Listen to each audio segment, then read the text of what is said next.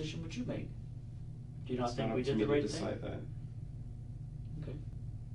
So why are you so pissed off about what we did? I'm not pissed off about what you did. Mm-hmm. No. I'm pissed off. I'm not even pissed off. I just find it funny how you can go full sure on something when you don't know. Well, Mike, when somebody tells me that they were present when a man killed an 8-year-old girl. Right. Somebody told you that. Mm-hmm. She did. Okay. When that happens, okay, we don't say, oh well, maybe after we go golfing for the week, we'll go and see Mike and see what he has to say. That's not the way it works. No, so let's just pick him up and then say, yep, you did it. Because that's obviously got to be the right way to go about things. Yeah. Well, community safety is the important thing here, right? Okay. Well, I'm pretty sure I'm not going anywhere right now, so that doesn't justify what you're saying or doing. Do you have any kids of your own, Mike? I guess you'll find out. Do you have any nieces or nephews? I guess you'll find out. Yeah. Somebody told us you have a 7-year-old daughter. Is that true? I guess you'll find out. Okay. Well, if you did, and this happened to her, and I came over to your house and said, hey Mike, we just had somebody tell us who abducted and murdered your daughter. We'll look into it, see what comes up. Would you be happy with that? Yes. That's your job. Yeah, because you wouldn't want us to go and arrest somebody just because somebody told us they did a murder, right? Of course not. No. Why would I want somebody to just get arrested just because some Joe Blow said so? Then everybody might be arrested because everybody thinks that everybody did it. So let's just arrest a whole lot of them. Why do you think Terri-Lynne would confess to this? I have no idea. I mean, let's face it, if Because Terri-Lynne he says Terri-Lynne's on a video. Looks like Terri-Lynne's out of options. Terri-Lynne's already in a juvie. Terri-Lynne already has priors. Terri-Lynne has already been accused of stabbing people. I don't know. But we didn't arrest Terri-Lynne until Terri-Lynne told us she was involved, right? Okay. She came in here for a chat. Okay. We asked her permission to come out on a judge's order and come and talk to us. Okay? It wasn't until Terri-Lynne told me that she was involved in this all started to happen. Okay, so this isn't Terri-Lynne getting arrested and trying to save her own throat by throwing it on Mike. I don't know. Maybe Terri-Lynne thought she was out of options. I don't know. Well, for a girl who thought she was out of options, she should have given us a hell of a lot of details. I can't answer you. I don't know.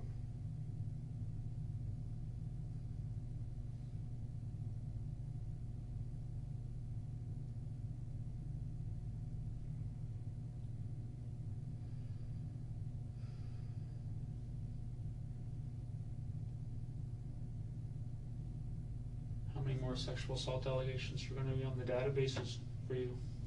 I guess we'll find out. So assuming there's more. I guess we'll find out. Right. Like you're getting a hold of things.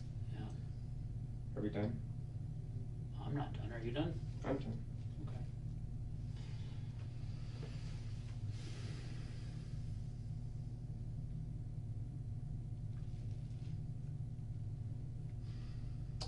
So the last thing I cover off with everybody I talk to in situations like this, Mike, is pretty straightforward, okay?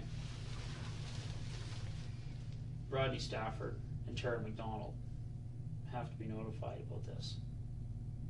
Okay. First question out of their mouth is going to be, what? Did they say why they did it? I'm sure one of those two will have the answer for you, why somebody would do it. What are you getting at, Mike? What are you throwing out there for me, buddy? It doesn't matter. It doesn't matter. You're gonna talk to them anyways. You know what, Mike? if you're going to claim you have no involvement whatsoever, don't play games with me and throw out little hints and see what comes of it. There's no game, there's no little hints. There's nobody involved in this except for you and Terri-Lynne. Once again, you're just going to believe whatever you want to believe, based on what some girl has told you. See, whatever. This is why I said I'm done. This is why from this point on, nothing else comes from my mouth. And if you want to speak to somebody, you can speak to who may be representing me. We do that all the time. Perfect. But we don't have a need to talk to them. That's what the Crown attorneys do. Okay, well then the Crown will talk to them. I've already given you my answers. They're not good enough for you. What did you think was going to happen, Mike? You think you were going to walk in here and say, oh, I wasn't involved? Okay, Mike, sorry, Father, you can go now? Maybe. Well, one of the things we have to assess is who looks like they're being more truthful. Okay? And I sat through a long, long conversation with Terri-Lynne today. I saw her try and tell me she wasn't involved. I saw her try and resist. I saw her try and dig in like you're digging in now. Okay? And then the light came on for her. She started to realize that it was kind of weird that 2 months ago, 3 months ago, whenever it was, here comes Mike out of the blue, walking up to her in a pizza place because he saw her walking in there and just thought she was just so stunning that he just couldn't drive by.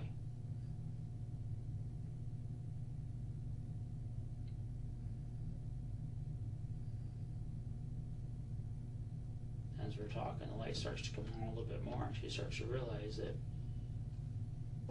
yeah, that's freaking weird. It doesn't happen to people every day. Okay, but you're a pretty smooth talker. All right? Sure. Well, there's lots of people who are going to come out of the woodwork to say that, Mike, okay? Okay. All right? We got a girl in here tonight. I don't even know her name because I've been dealing with you. Talking about how she met you and the kind of guy you are. Right? She's not going to be at your bail hearing in the morning. She's not going to be your biggest supporter. Who would that be? I don't even know her name. Blonde girl, saw her on the video. Saw her on the video. Yeah. She was in another interview room. We can find her name out for you if you're that interested. Sure. She's not banging around anymore. You got the girl in London. You apparently wined and dined and... Which girl in London did I wine and dine? I don't know her name. Exactly. The report. Is it going to give me credibility if I go get the report? I can walk in here and tell you what her name was? No. But it wouldn't sound like such a bullshit story. But whatever.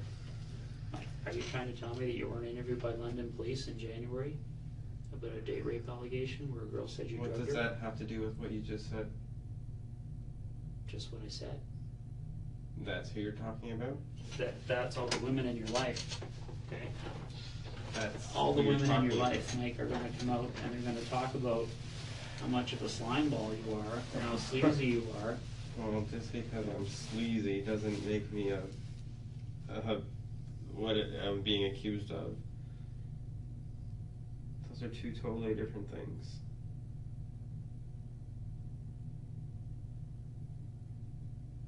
I can see that. It's funny how you can't see that. What do you want me to see?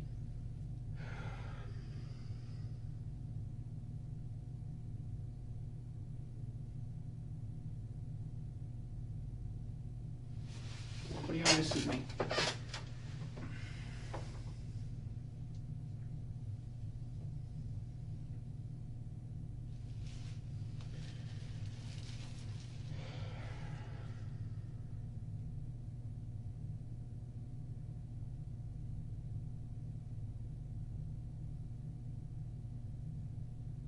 It doesn't matter.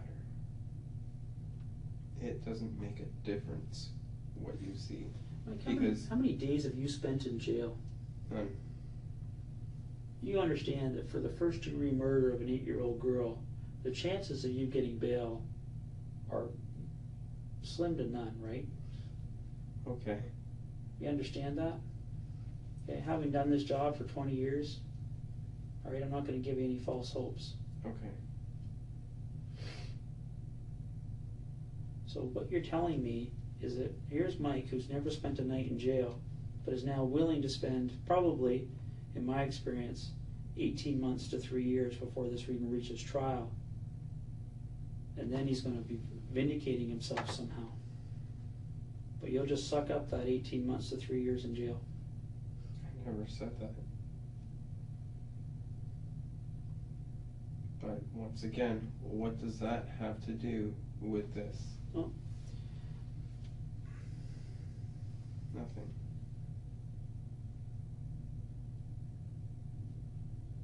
See, I would expect that somebody, an innocent man, would at least be saying to me, can I call, who knows, my boss, my cousin, my neighbor, somebody who can tell you where I was on the 8th of April, who can tell you I wasn't driving around Woodstock and Guelph with an 8-year-old girl and Terri-Lynne McClintic in my car. Anybody, any alibi. 3 hours people have been talking to you now. Not once have I heard you say, I'm innocent, talk to this person. I'm innocent, talk to that person. They'll tell you where I was that day. They'll tell you what job site I was on or what thing I was working at that day. We're talking 3:30 in the afternoon.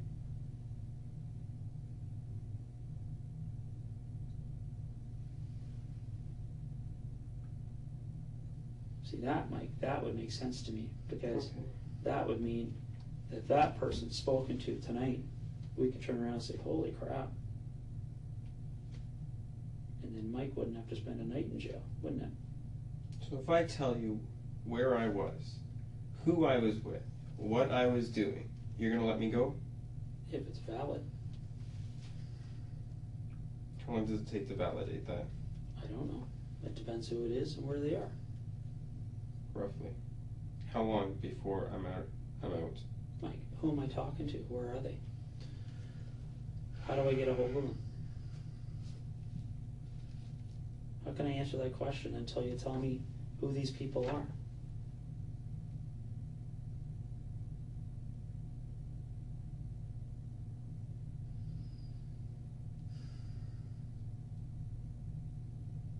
If these people are into things of their own, does this mean they're going to get in trouble?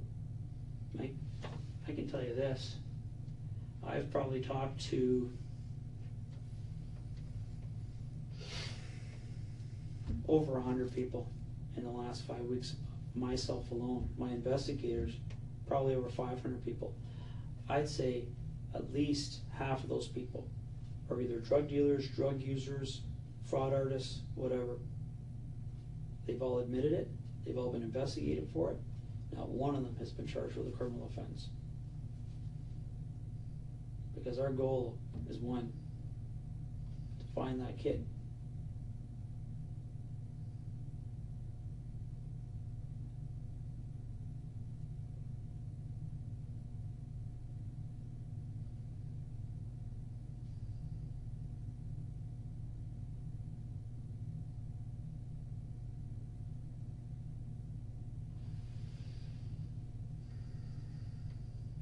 Do you know where you were on the 8th of April?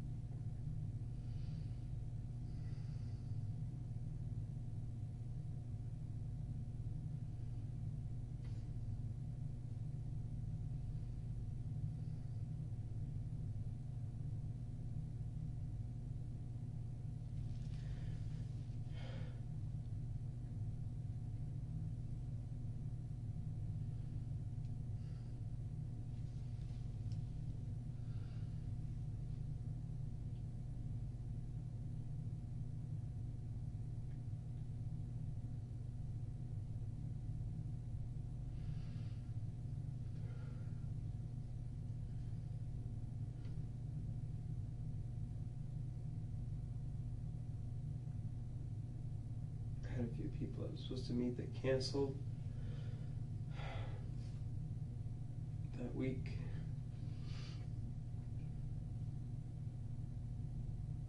I had somebody over the morning when all the helicopters were going crazy.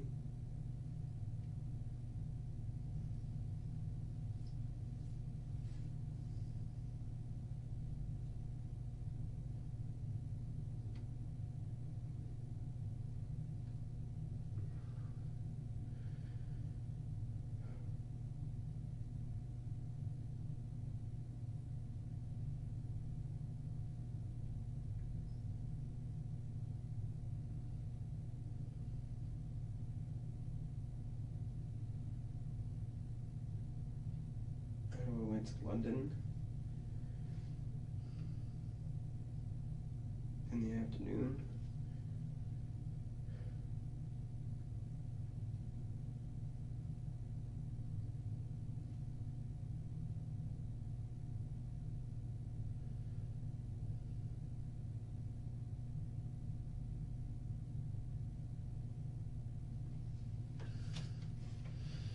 And wait till I talk to my lawyer tomorrow.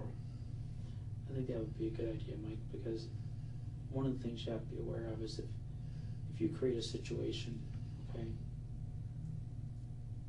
where somebody else ends up stepping up and trying to be your alibi, and if their story is investigated and shown not to be true, they can be charged with accessory after the fact of murder. Well, their story will be true.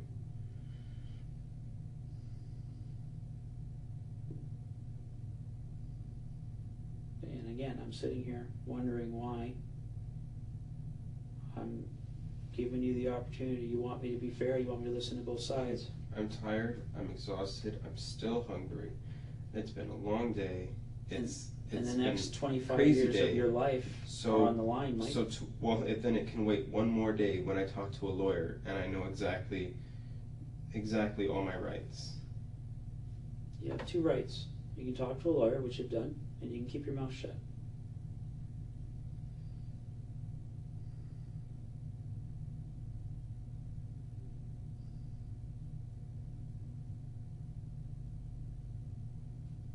I have a lot more rights than that. Like what? Well, I don't know. That will be for the lawyer to tell me. Well, I'd be interested to know what new ones are out there that I haven't heard of. Okay, well, we'll see what the lawyer tells me, what all my rights are.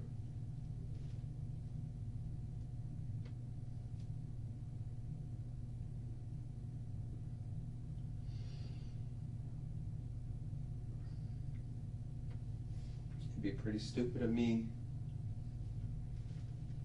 to just start saying whatever you want to hear without a lawyer present or without a lawyer instructing me on the right legal things to do.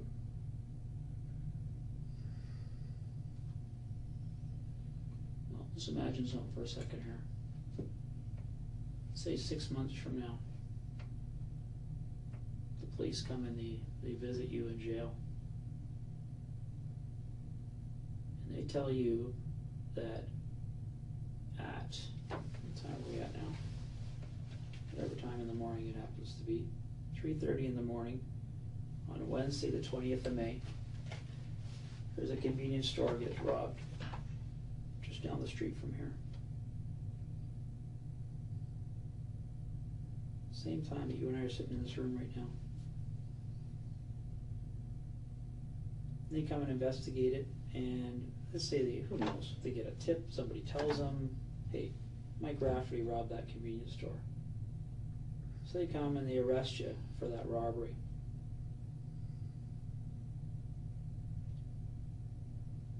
You're telling me that you would not even consider saying to them, hey guys. I never said I wouldn't consider that. Hey guys, you screwed up. Go talk to I never said I wouldn't consider that. And it's documented that I'm inside somewhere. It's documented that I'm sitting around with a bunch of police officers. It's documented that I'm on camera. So this this isn't something that I have to discuss with somebody. But this something is the else truth. is something that You're best putting out that the truth is. I want to speak to a lawyer. Yeah, you can speak to a lawyer all you want, but you're putting out the truth is that you weren't there, and yeah, I think that's a good idea, Mike. Thanks. You said that earlier. I should have just. I know, and you keep doing that. You keep saying, I'm done, I'm not talking anymore. And then you say, oh, I have an alibi. And maybe I'll tell you.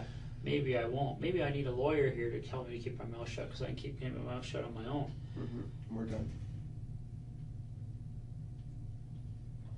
Is that what you said to Tori before you killed her? We're done? Funny man. Funny man. That's what you think this is funny man? I think you're a funny man. I think you're a cold-blooded killer. You can think whatever you want. I've already denied that. I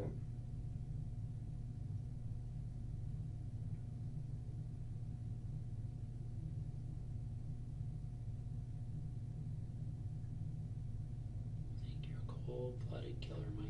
If you're trying to get a rouse out of me, not going to happen. I already denied it. So I don't need a rouse. The evidence tells the story. You haven't gotten all your evidence. No, it'll take us months, bud. It'll take us months and months and months. And you'll wait in jail. Okay. Until that happens. Great. And then when it's all over, I can say bye-bye. Bye-bye to what? To you. To freedom? Yeah, right. I'll be there to say bye-bye to you. Okay. Believe me, I've worked long and hard on this case. Okay, good. Get ready to keep working. I thought you weren't going to say anything anymore. Why can't you stop yourself from talking? Why can't you just go away? Because this is my job. This is what I do. 5 weeks of looking for you. I wanted to spend a little bit of time with you, Mike. This is gratifying to me. Okay. Okay? Okay.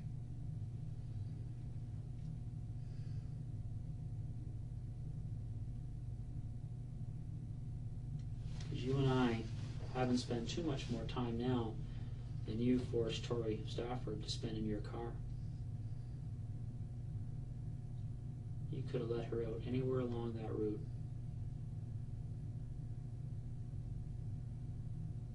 You could have killed her without sexually assaulting her.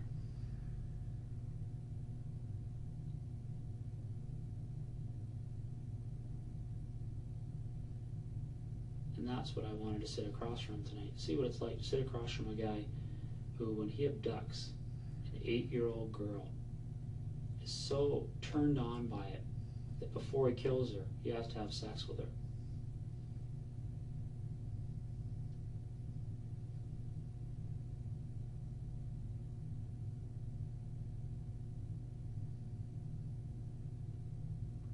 So if you ask me why I'm sitting in this room, I'm sitting in this room for Tori.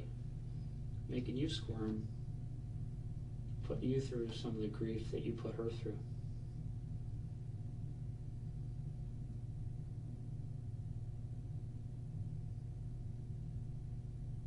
That's why I'm in here, Mike. And I'm having a good time.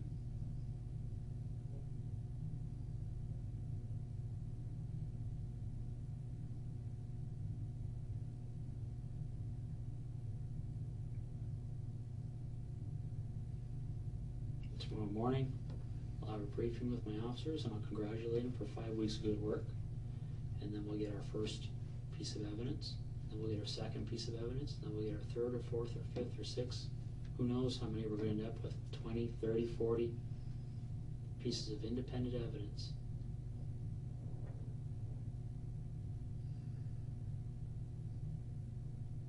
It wouldn't surprise me, based on past experience, if we don't even need Terri-Lynne as a witness when this is all said and done. Because now that we know the route and we know all the ins and outs of what went on that day, everything else is going to tell the story.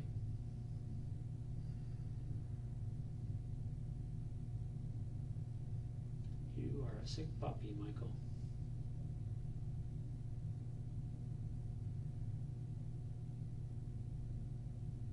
This is a good day for us. Because with any luck, you'll never be free again. You'll need that luck. I think we're going to get lots of it. Start counting your pennies. Been here lots of times, but you're doing it again. You can't keep your mouth shut. Focus.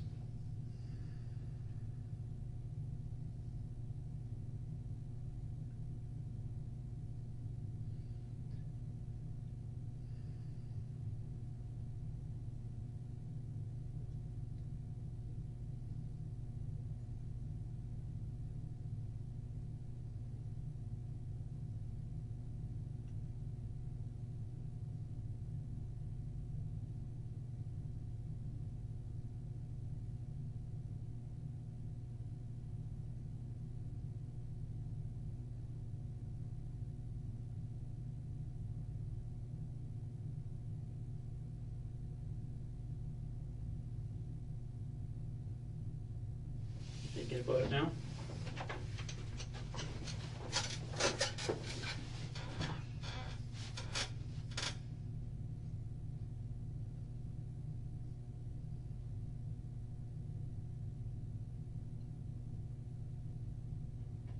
Are you pissed off about the fact that this is Terri-Lynne's fault? She got one that was a little bit too old to let her go.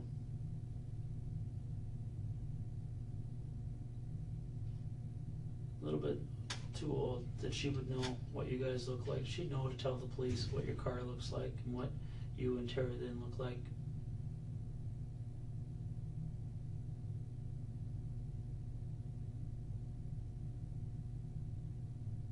Should have done it yourself.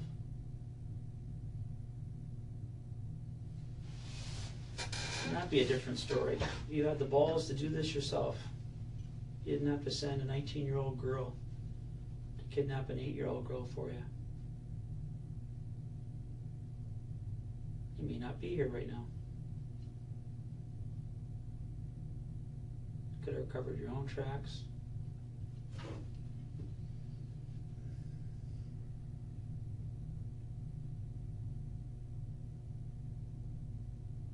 That's what happened to Bernardo too.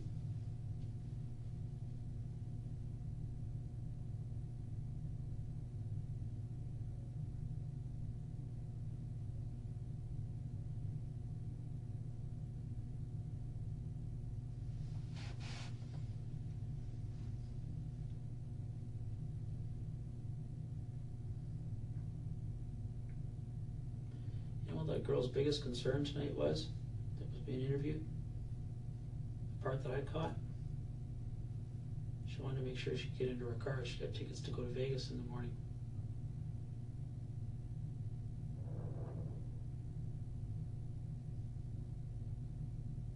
Something tells me she's going to go home and have a long, hot shower to wash the grime off.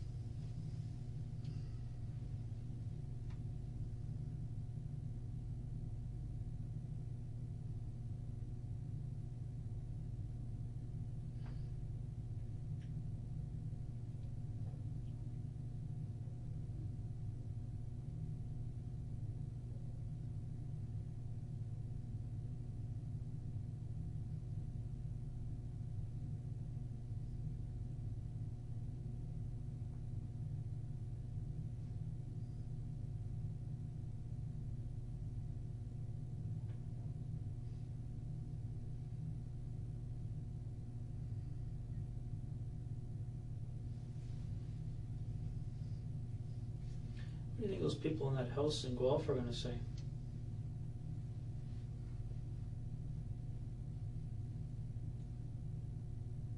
I can guess what they're going to say. They're going to say, first of all, they're probably going to say, no, don't know Mike, doesn't come around here. Then, when they find out, wow, you think Mike might have done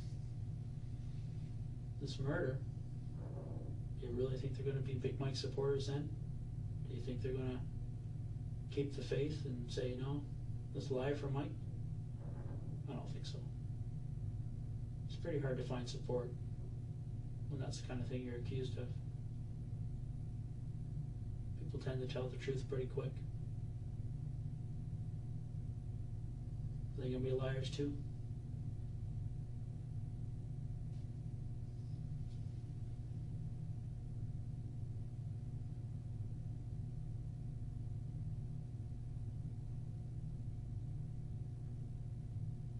Mike, this is why we don't need you to say a word, but this is why you should keep your mouth shut. Because everybody else is going to tell the story.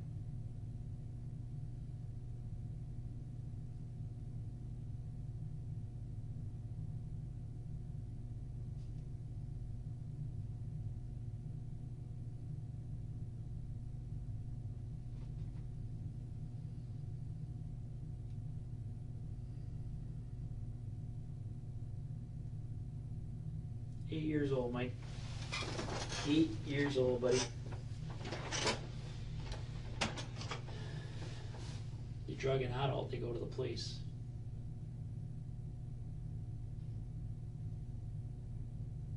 So you grab an 8-year-old stranger. All she wanted to do was go home and have a little party for her friends because her mom just redecorated her room for her.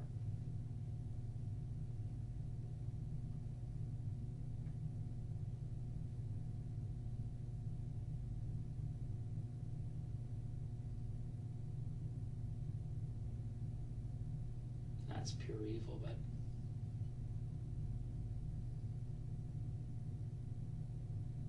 and that's all I've seen for the last 3 hours is pure evil from you.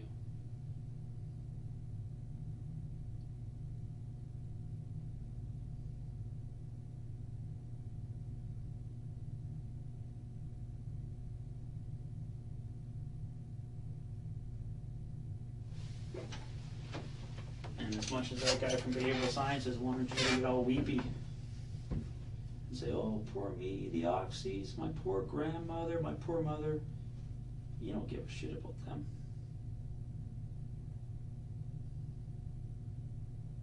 You don't give a shit anybody but you.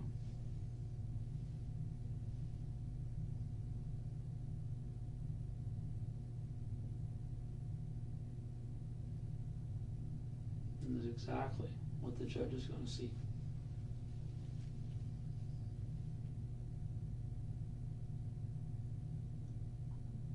Because when the Crown Attorney calls the biologist to testify to the hair, the skin cells, the semen that was found on Tori, and the blood and the skin cells of Tori that was found in your car.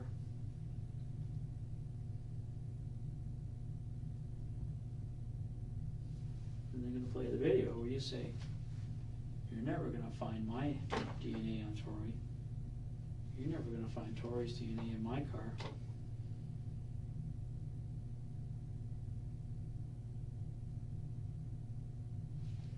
That's what you are. No remorse. No empathy. No nothing. You're just hollow.